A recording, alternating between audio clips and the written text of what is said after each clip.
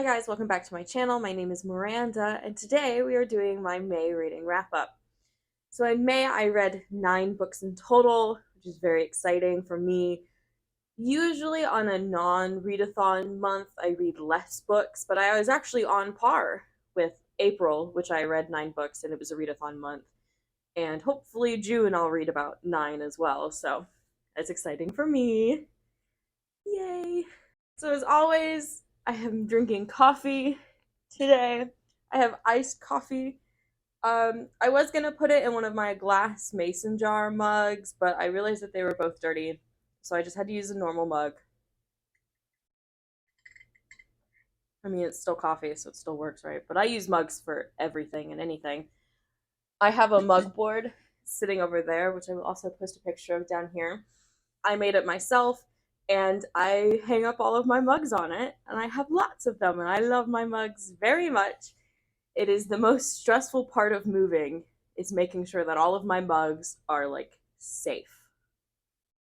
And then also moving that mug board around a lot. So, yes. And thank you to one of my Houston friends who helped me make it. Shout out to you. Love you. Hope you're doing good. I doubt you'll see this, but if you do, hey, thinking of you. And as always, we also have our special guest, Marvin. So, how you doing today, Marvin? Wow. I hope I hope he has a great life, Marvin. I've had Marvin since I was like a kid. I think my mom had him when she was a kid.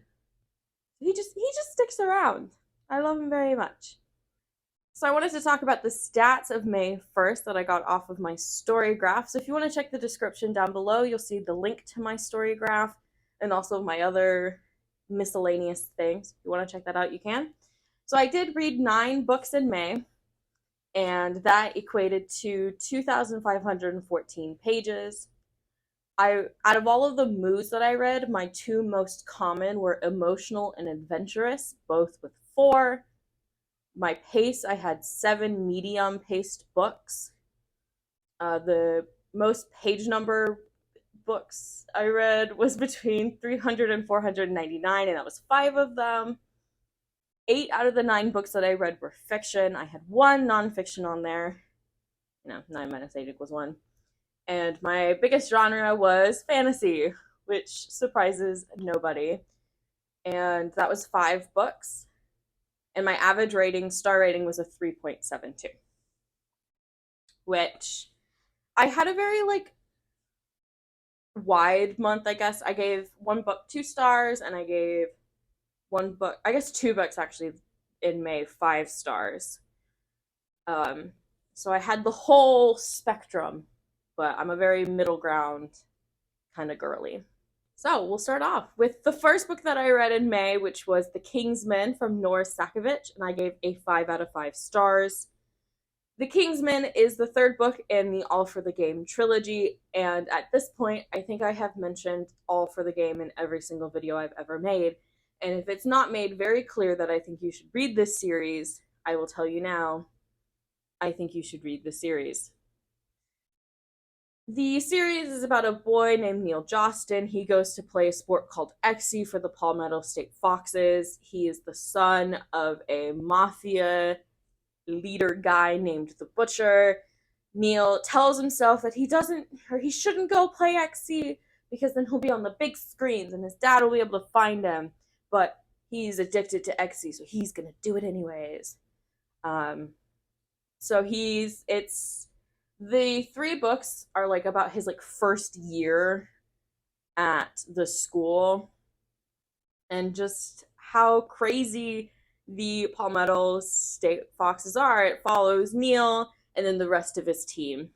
It's all in Neil's perspective, but you get to learn all about the team, and I love every single person on that team. They're all great. And the reason I gave this book specifically a 5 out of 5 was just because I think this series as a whole deserves to be a 5 out of 5. And just the way this book finally just wraps everything up is really great. I didn't give the first 2 books 5 out of 5 because it left me wanting more. And maybe I should have given it a 5 out of 5, but this just answers most of the questions that I have. Some questions just will never get answered, as you know, is the way with books. It's a pretty closed ending. Like, you kind of, you know how the rest of his life is gonna go, or you have a good idea of how the rest of his life should go.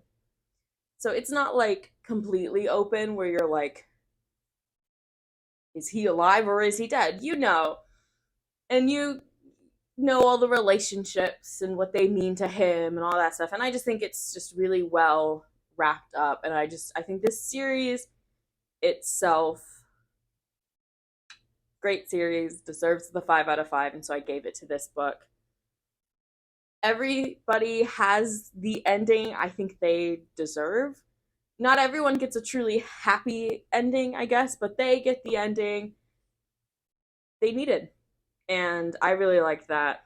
And it's just, you just got the closure that you were looking for the whole time. And I was just happy with how it ended and all that good stuff. All right, the next book that I read was The Hobbit by J.R.R. Tolkien, and I gave that book a 2 out of 5. So, The Hobbit, if you don't know, is a adventure book about Bilbo Baggins, and he goes on this wild adventure to go help the dwarves steal their underground castle back from a dragon. And they need Bilbo there because hobbits are really good thieves. And he can sneak around. Yes, I gave this book a 2 out of 5. It is the only 2 out of 5 that I have of this month. Not the only 2 out of 5 book I have all year. But I'm going to be honest. I went into this book a little biased. It was a book recommendation from a friend. I had him read The Foxhole Court, which he hasn't finished yet. So if you're watching this, friend, read the frickin' Foxhole Court. And he had me read The Hobbit. So I read The Hobbit, and I kind of decided I wasn't going to like it just so I could spite him a little bit. But I still tried to get through it, but I thought it was very slow. And I think maybe it's just the books that I've been reading lately are more action packed. And so when I think of like fantasy books, I want more action. And this book doesn't really give you that. And there were a couple parts of the book that I absolutely despised. I hated the riddles, hated them. And the reason I hated them, and this might seem so silly, and you might be like, that's not a good reason to hate the riddles, but it was enough for me.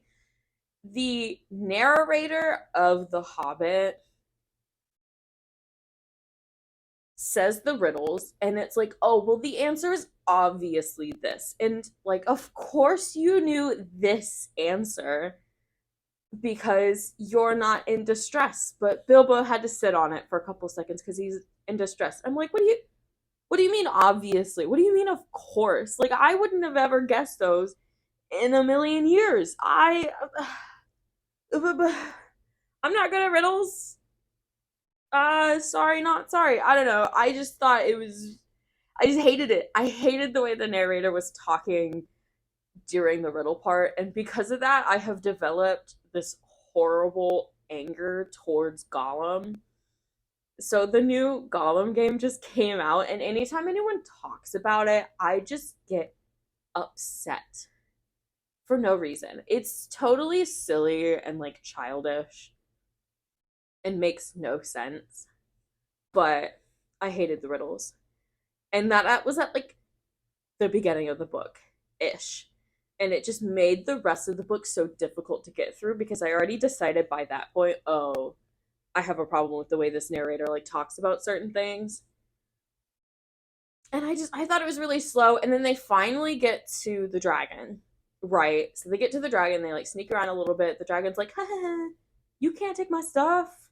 And Bilbo's like, ha, ha, whatever. And then I don't remember exactly what happens, but then the dragon leaves. And I just felt like the dragon ended up being so useless.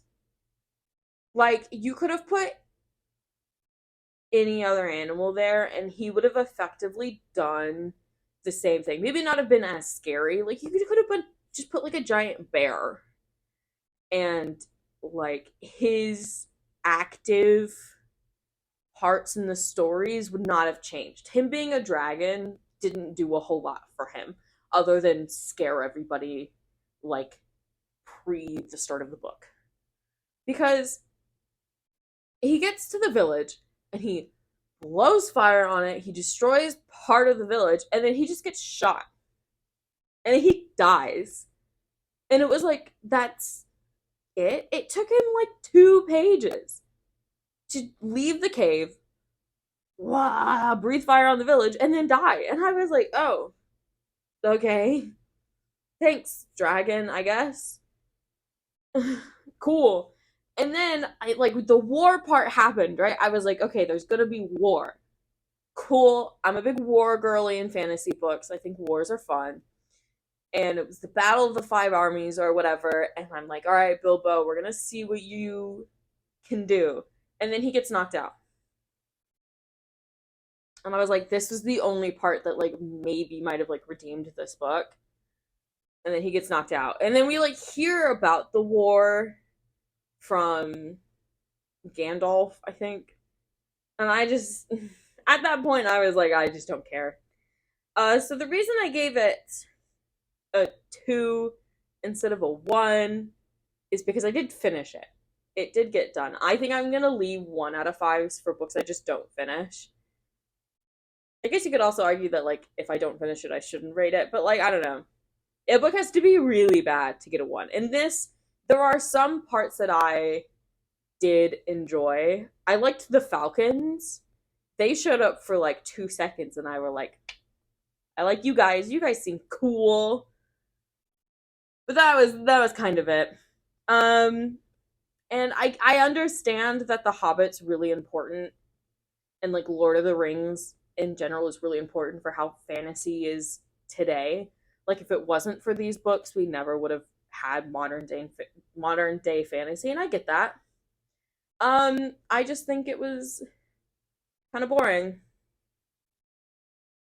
and I don't know if I will ever read Lord of the Rings. I don't know. So the next book that I read was The Song of Achilles by Madeline Miller, and I gave that a 4 out of 5. So the Song of Achilles is about Achilles, the son of Thetis, and his dad, whose name I can't remember. Oof, sorry. And his best friend, boyfriend, lover, husband, whatever you want to call him, Patroclus. And Patroclus, it's in Patroclus's perspective. So it's about them from starting at a really young age. I think it starts when Patroclus is like 9. And then I don't know how old Patroclus is at the end of the book. But it follows their life until kind of the end of the Trojan War. So, I don't know anything about Greek mythology, really. I read Lore Olympus on webtoons, and that's about all I got. And Achilles, not really a thing yet. I think he's born now. If you like, I think we're at the point where Achilles has been born. So I didn't know that like Achilles and Patroclus. I didn't even know of Patroclus. I knew Achilles had his heel, and I know that he dies.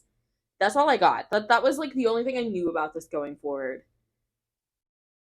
And so when it turned out to be a book about these 2 gay men, I was like, hey, okay, I'm cool with this. I thought it was a really fun book to read. What I did really like about it though is anytime Odysseus showed up, I was like just thinking of Epic the musical. Just love that thing. And so anytime Odysseus showed up, I was just thinking about being just a man and that he's trying to go home. That's all I thought about when he showed up. Um I liked the character balance, I guess, between Achilles and Patroclus. Achilles was brash. He was kind of a dick. He was better than everybody. And he, especially towards the end, walked around and he knew that. And he walked around like he knew that. And he made sure everyone else knew that. He used his demigod persona to get things that he wanted. And he was cool with that. While Patroclus was a lot more introverted, he was a lot nicer to people. He cared a lot more about the actual feelings of the people around him. Um, I think I read a review saying that the only redeemable part to Achilles' character was his love for Patroclus. I don't know if that's quite true. I think Achilles had redeemable qualities. I think him like being brave is pretty redeemable. Um yeah, it was not just like, oh, the only good thing about Achilles is that he loves Patroclus. There was a lot of bad things, but a lot of like okay things. You know, he was fine. I thought it was very much like the kind of like, especially in the beginning, kind of like a grumpy sunshine, but it swapped between both of them. So like Patroclus would be sad one day, and then Achilles would like try and cheer him up, and then Achilles would be kind of like down because he had a really bad conversation with his mom. So then Patroclus would try to cheer him up. Yeah, I thought it was good. There was some parts towards the end. I don't know if maybe I was just reading it really fast, and so like I just wasn't comprehend what was going on. But there was at one point Patroclus climbs a wall, and I don't know why. I like tried to Google it, and they said that he was trying to like he realized that there was no one in the city, so that was him trying to siege the city. But I'm like, I think there's like better ways to do that than climbing a wall. But I'm not Patroclus. I don't know anything. Um, yeah, I don't know. I just remember reading that he was climbing the wall, and I was like, why did he do that? That just seems weird to me. But I was speed reading at that point because I knew what was coming up next, and I was kind of trying to get there so I could get past it. It's a good book. I didn't cry. I didn't really get all that emotional either. Um, but I thought it was a good book. And I read that for my alchemy side quest, so kind of a readathon. But I read that for the alchemy side quest of the Aurelium readathon thing. There we go. The next book I ended up reading was In Cold Blood by Truman Capote, and I gave that book a 3.5 out of 5 stars. This book is about the murder of the Clutter families, and it follows Dick and Perry, who are the murderers of the Clutter. Spoiler alert. It's not really a spoiler alert, but spoiler alert. And it follows them from pre-murder to murder happening, and then post-murder, and then getting caught, and then up until the end. It's a nonfiction book, so Truman Capote went and actually interviewed, I know he interviewed Perry. I don't know if he ended up interviewing Dick, or if this was just everything that Perry knew plus what investigators knew and all of that jazz. So this was the second time I read this book. The first time I read this book, I was in high school, and I was a part of like my Criminal Minds true crime podcast. I wanted to date a serial killer kind of era. So a bit crazy. So in high school, I loved this book. But this was the kind of book I was like looking for. Like this was a book I would have read. It was about it was about killers. They weren't serial killers. But it was more about the killers than it was about the crime. And at that time in high school, that's what I was interested in, was the killers more than the crime. But rereading it now, I thought it was just really slow and just boring. And I hate that we will never know for sure who shot the Clutter family. because Perry says that he did it, but he also like said that he only said that he did it because he like wanted to make Dick's mom not feel as bad. So I don't know. We'll never know for sure. And I really don't like that. I like knowing things for show. Yeah, so I just thought it was really slow, and I wish it focused more on the actual murder, which I know sounds very grim, but I just the murder happened. That was, in my opinion, like the best part of the book when they like got into house, did everything, and blah blah blah. And then after that, I was just kind of like, oh, okay. Like hearing about them going to Mexico and wasting all their money, I was just like, cool, I guess. Like I don't know, I've grown a little bit, and I just didn't find it nearly as entertaining as I did in high school. But I think it's still a good book. And I think a lot of the reason I gave it a 3.5 out of 5 is nostalgia because I loved it so much in high school. Um, it was just kind of like getting to the end. I was like, okay. I thought it was interesting once they got to jail, though. I liked listening about their conversations they had with people. That was fun. But yeah, I thought it was a good book. Liked it way more in high school. If high school Miranda was here, she would have given that book a 5 out of 5. But we're no longer in high school. So yeah. All right, the next book I ended up reading was Love, Lies, and Hocus Pocus: The Beginnings by Lydia Scherer. Scherer? And I gave that book a 3 out of 5.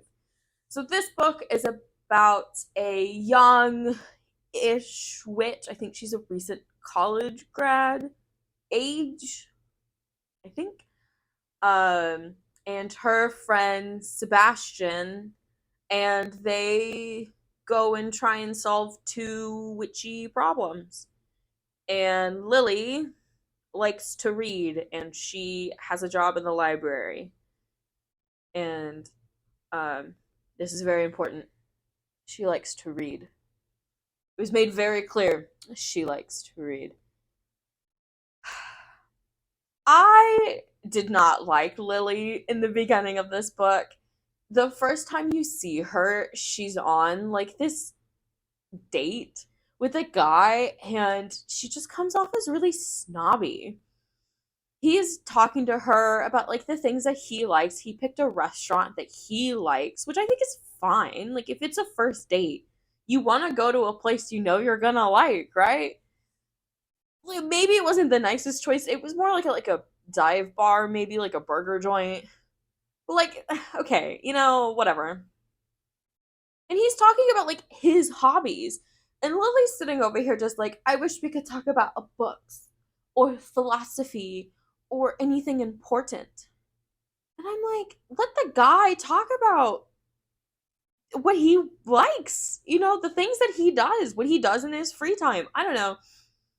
It just felt super snobby. And I think part of it was because I think the guy was talking about like a D&D game or like a game he was playing or something, and he's eating cheeseburgers. And I was like, oh, that guy's just me. And so when Lily was like, ugh, let's talk about important things like books, I was like, it felt like a personal attack. And I was just like, but she gets better when she's finally in like her element. So when she goes to her libraries and she's surrounded all by the books that she likes to read, she gets better. But it's made very clear that Lily's supposed to be like not like other people because she likes to read books and not because she's a wizard or a witch.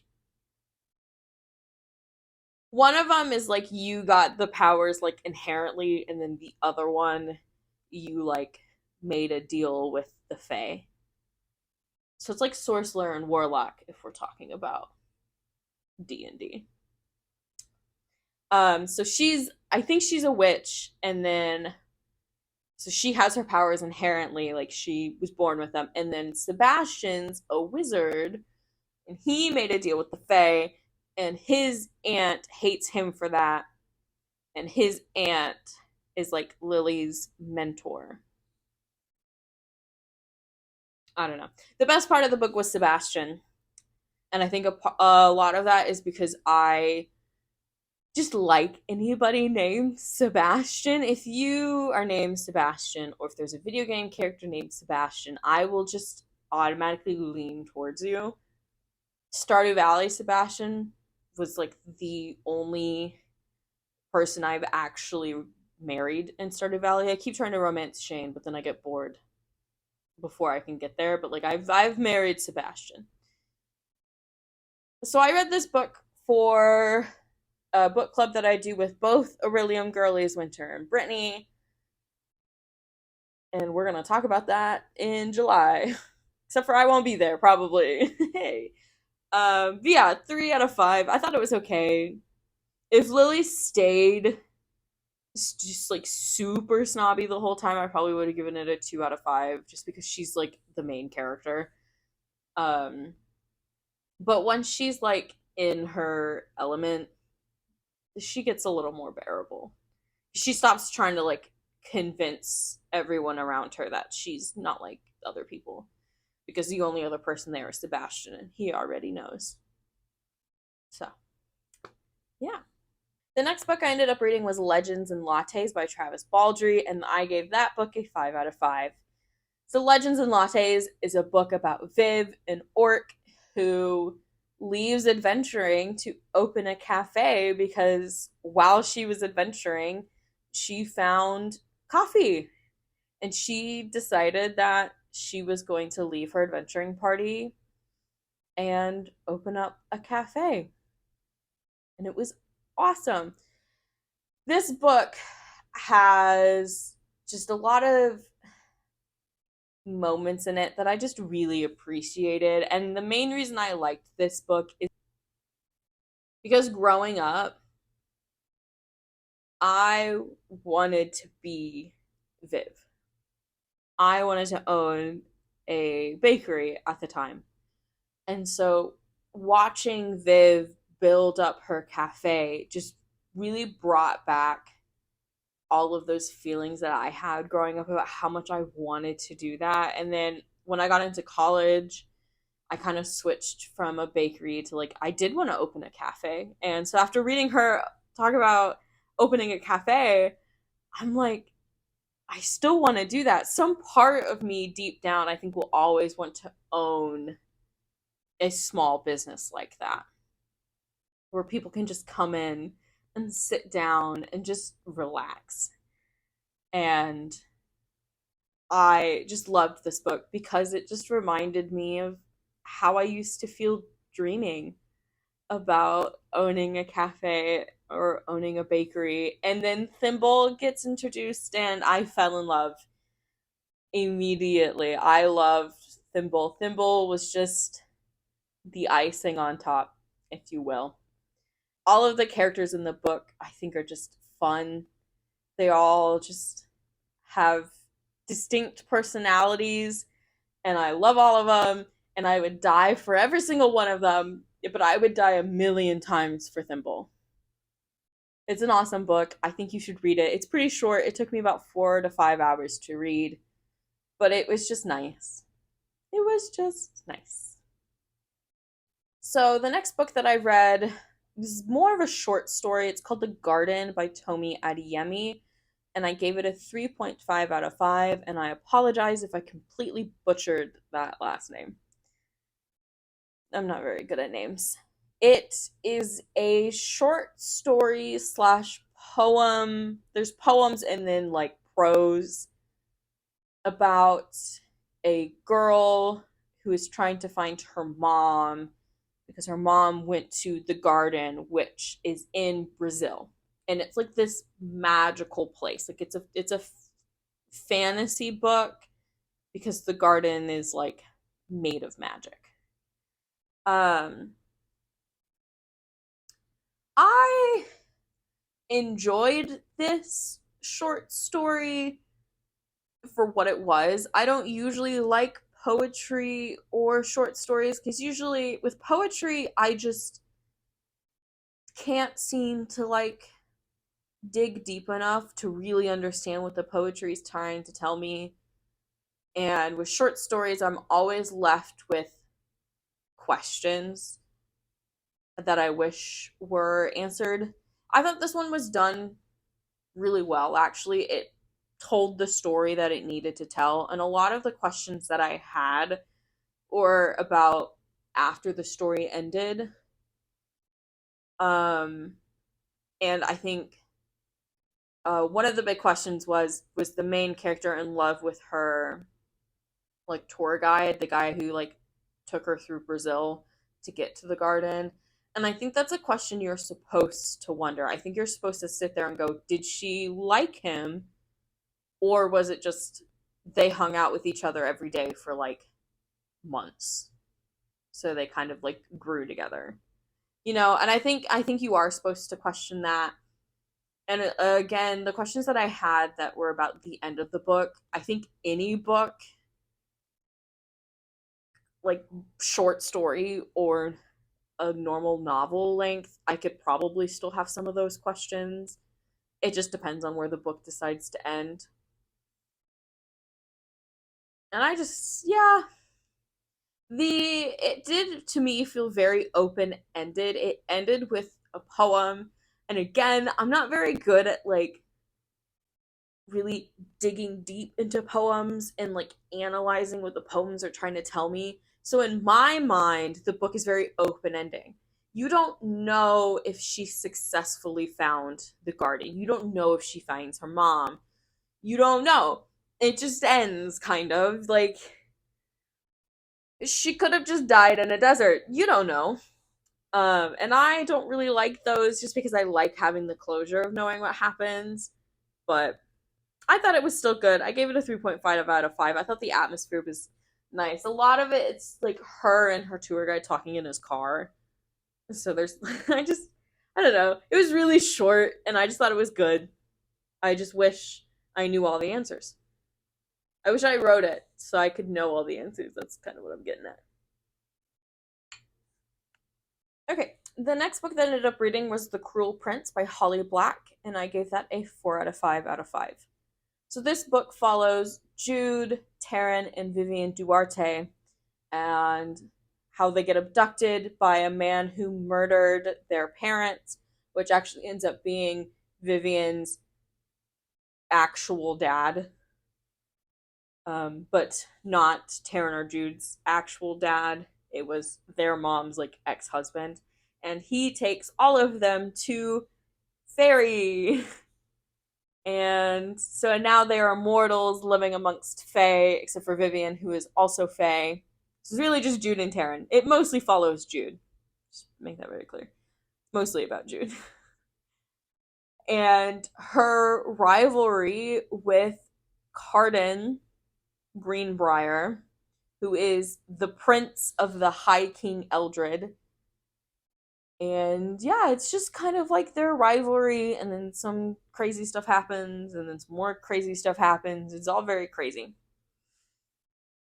This book on TikTok, originally, when I first saw it a couple months ago, so this was a reread, the second time I read this. When I first saw it sometime last year, got heavily marketed as a romance book. People talked about all the romance in the series, and I am going to tell you that there is not a lot. The book is mostly about court intrigue, and if I hadn't known that going into it, I might have felt differently about it. I felt much better about it this read, but when I first read it back in December, I was really disappointed with the lack of romance across all three books. And that's the only reason it's not a 5 out of 5. Well, maybe not the only reason. Sometimes Jude's a bit annoying, but so is Carden. They're all a bit annoying. But if there was just more romance, because I'm a romanticy girly. Sorry, not sorry. If there was more romance, I would have given this book a 5 out of 5. I loved every character in this book. I loved to hate the characters you're supposed to hate. I think it's just a wonderful book, and I just wish there was more romance. You get like one thing every book, and I'm just like, ugh. not enough. For me, it's not enough, and I wanted more. Um, Doing a reread of this book was so eye opening to me because I'm reading this book and I'm tabbing everything that I considered to be like foreshadowing. And oh my gosh, in the first like 50 pages, there was so much foreshadowing. And it's always in just little like comments, like little side remarks that you wouldn't think much about, but it's just insane. It's insane. And there were so many moments that I had forgotten between December and now that I was like reminded of, and I was like, oh, I completely forgot that this happened, and completely forgot that that happened. Case in point, Jude's like ring finger. I think the tip of her ring finger's been bitten off. I don't think that ever comes up ever again in any of the other two books, but it gets brought up like twice in the first book, and it's just crazy. I just completely forgot that that happened. And I really liked this book. Wish there was more romance. I really liked the court intrigue. I wish I was smart as Jude. I wish I was smart as Cardan. I wish certain characters, you know, had a little something coming for them. It's just, it is what it is. And I did this as a buddy read with Aurelium Girly Brittany. And so that was a lot of fun. Just kind of watching her read it. She would text me about all the stuff as it would happen, and I just thought that was a lot of fun.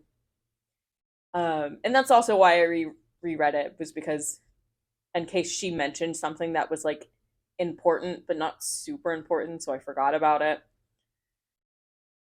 It was just, yeah. So I would know what she was talking about.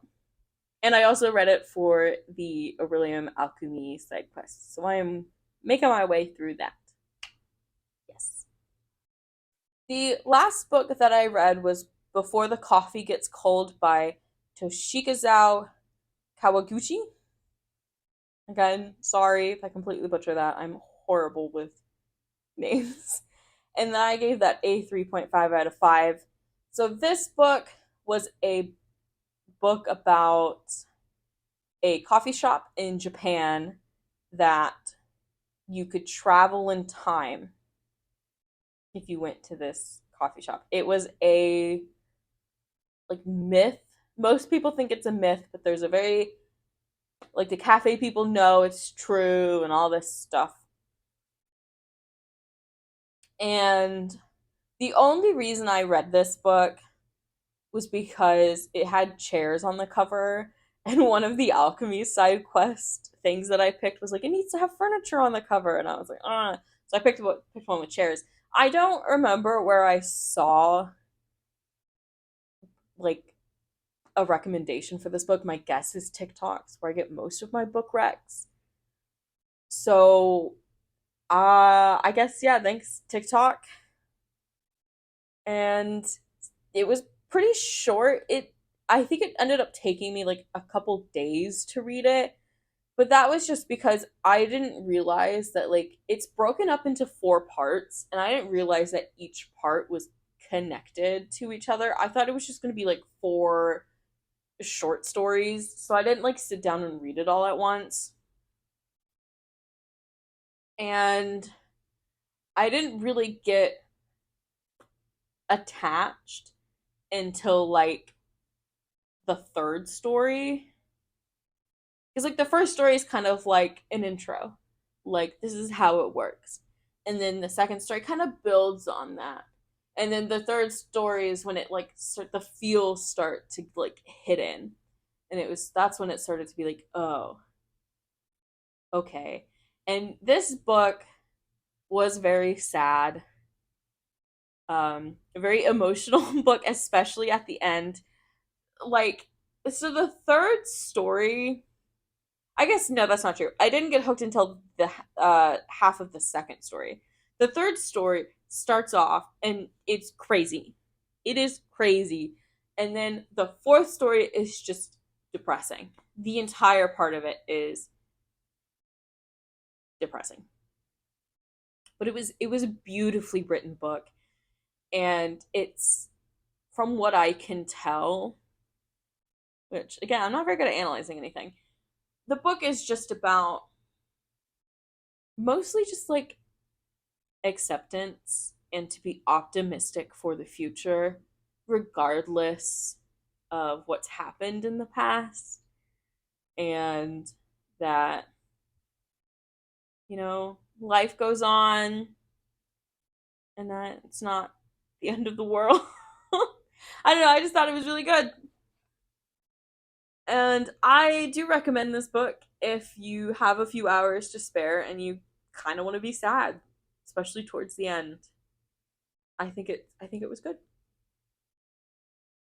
Yeah, so that's all 9 books that I read this year. This year. This month. Ooh, it's like only 9 books this year. It was a pretty good month. May. Most of these books I read pretty quickly. A couple of them, The Hobbit, took a few days. Yeah, it was overall just a good month. It was nice to know that I could read this many books without a readathon because I was really nervous for June. And if you haven't seen my June TBR, I will post it in the eye above, I think. Um, because that also is a 9 book readathon, and I was like, I read 10 books in April, but that was kind of a fluke. Because the first few months of 2023 have only been like 2, 3, 4 books, and then I went to 10. So the fact that I could read 9 books this month just gives me that confidence that I need going into June that I will be able to read all 9 books. So, and it's actually June 1st, so I've already started. Go me. I'm ready. It's looking good. All right. Thanks so much for watching. We'll let Marvin say his goodbye. Isn't he nice? Yeah, thanks everyone so much for watching. I hope you guys have a wonderful morning, evening, noon, night, or whatever it is, wherever you are.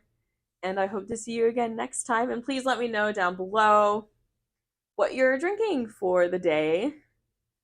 And if you have any book recommendations, because I am only at like 180 on my Goodreads TBR, and I obviously need more.